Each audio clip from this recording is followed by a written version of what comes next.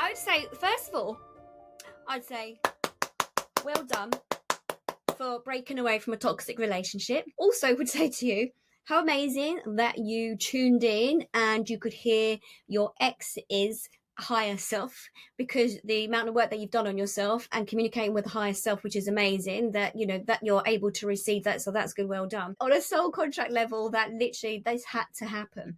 And then someone just came in and said, because this time her voice needs to be heard. And that also feels ancestor stuff, as in family stuff, as in the sense of your voice may have felt they hadn't been heard even as a child. And this time, having him coming in, this soul contract, not that he's going to be consciously aware of that. So don't bother giving him thanks in this 3D body of his, because it's like, don't even go there. But on that human soul sort of level, going back on that soul sense, it's like literally by him signing up to come in on this lifetime with you.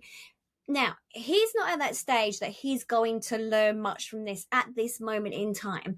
He is going to go through other stuff that's going to mean a little bit later on, if he's lucky in this lifetime, look at him, realize what he's done.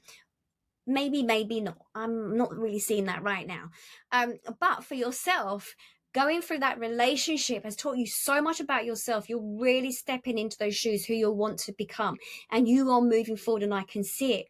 Yes, it is a bit of a head, and I'm not going to say it, but it really can entangle you, and you can get so caught up in it. I would say, I've done this personally, and I have a few clients I've worked with this.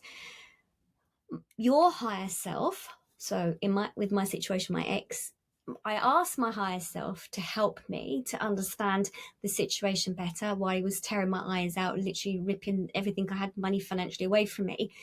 I had to sit with my higher self, and please, I beg for mercy, and please give me, patience, because it was enough. The 3D self, it was just, in my 3D world, how I was going to handle this. But communicating with my higher self, getting into the same frequency flow, if you can, working with that, which I know that you can actually, and then only your higher self working with his higher self. So that's part of you. You know what I'm saying earlier about that is just part of you, part of your soul. So that would be your higher self communicating with his higher self.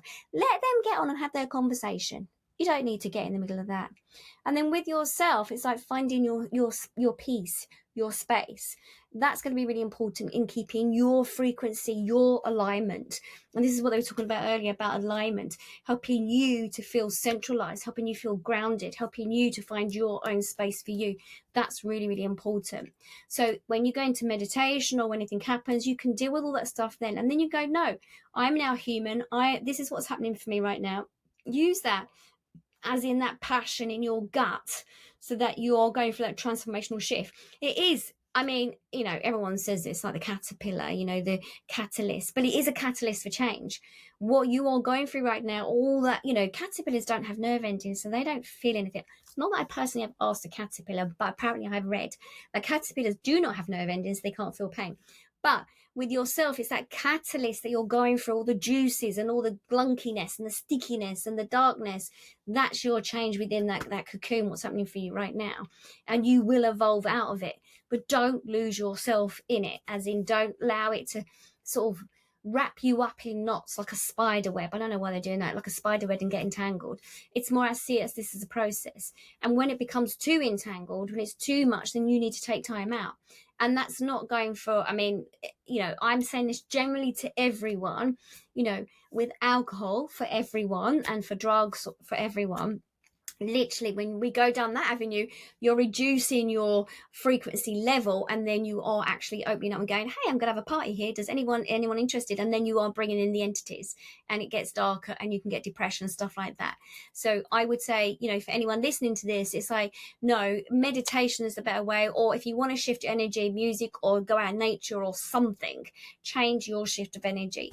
It's not easy, but it's not meant to be easy, that part of it, because you're going for that massive transformational shift. But when you come out on the other side, and being a psychic medium myself, I can actually see that it's going to be okay. You'll get through this. Okay, lovely. So